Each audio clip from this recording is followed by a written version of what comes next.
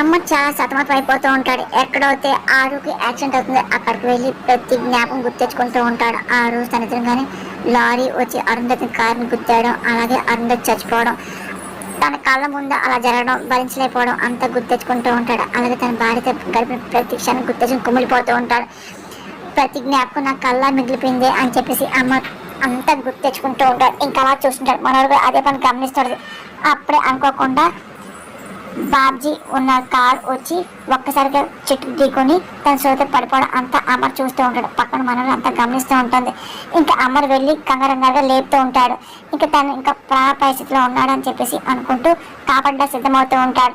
ఇంకో ఇంకా బాబ్జీ ఇంకా అమ్మను గుర్తుపెట్టి, సార్ ఆ రోజు అంటే మీ వైఫ్ది అని చెప్పేసి బాబ్జీ అన్న మాటలకి అమ్మకి అర్థం ఏంటని అడగబోతూ ఉంటాడు. అంటే ఆ రోజు మీ వైఫ్ జరిగింది యాక్షన్ కాదు సార్, ప్రీ ప్లాన్ మర్డర్ అని చెప్పి బాబ్జీ అన్న మాటలకి మనం షాక్ అవుతుంది. అసలు నా భార్యని యాక్షన్ చేయమని చెప్పి నీకెవరు చెప్పారు అని చెప్పి బాబ్జీ ఎవరు చెప్పారు చెప్పు అని చెప్పి అమ్మ అదే పని అడుగుతూ ఉంటాడు.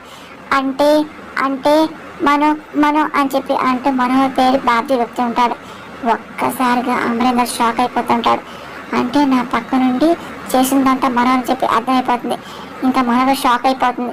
ఇంకా అమ్మకి తెలిసిపోయింది కదా అరుంధతిని చంపింది నేనే అని చెప్పేసి అనుకుంటూ చూస్తూ ఉంటుంది.